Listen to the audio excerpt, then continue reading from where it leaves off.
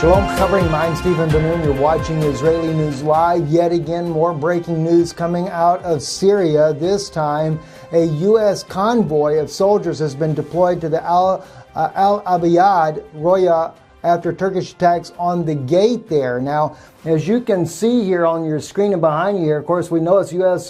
soldiers there by the vehicles and, of course, by the American flags that are being flown there.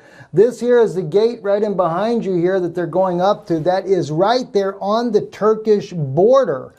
This is east of the Euphrates here. I want to kind of share that with you by looking at the map here so you can see exactly where we're at. Let me kind of back out just a little bit so you can see this a little bit better here. It's east of the Euphrates here. This is where the President Trump originally was talking about making a 30,000 strong military contingent there to be able to guard the borders against invasions inside of Syria.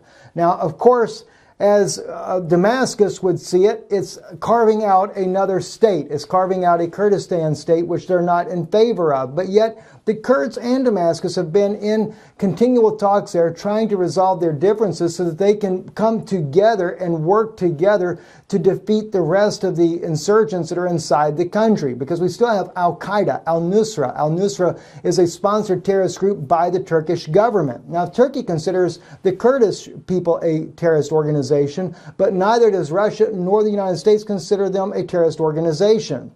However, Russia let down the bars by allowing their S-300, S-400 systems to be turned off in the country, while the Turkish government launched attacks over across the lines against Afrin, that little bitty province here that's right, let's zoom in here, that's over here to the west of the west side of the Euphrates River, over in this region here. And the Kurds that are held up there, they were working on an agreement with Damascus, but never came through with a full agreement to work together. So therefore, the Syrian government has not come to their aid, other than helping them to get more fighters up into their region and even supplying them, or I should say, helping them to get the right supplies in there that has been able to knock out some of these Turkish tanks in the region there.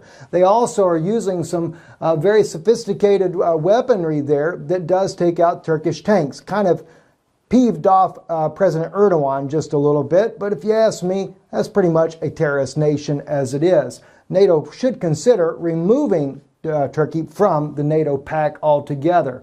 But anyway, so Afrin is suffering heavy losses there. But this new idea here, right across there, as you can see, over here in Mumbai, or it's not Mumbai, but over here at this little area here, which is, I always forget these names here, but we'll zoom back in. Tel Abyad, this is the very city there, and as you can see, it is literally right there on the border with Turkey. We'll kind of zoom in here using the this is the gate right here that the Turkish government has been shelling.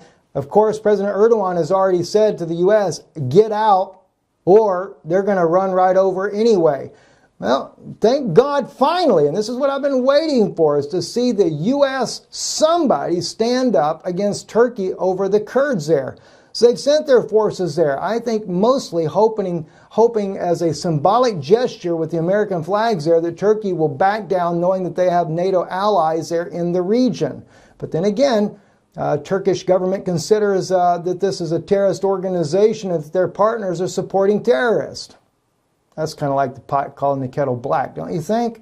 Well, maybe under the Obama administration, there was a lot more support of terrorism. Hopefully, President Trump will take a different stance and support the Kurdish people, as even Israel supports the Kurdish people, and even Russia has said that the Kurds should have their own autonomy inside of Syria, and it should be part of the new constitution. I'm Stephen Ben-nun. You're watching Israeli News Live. Shalom.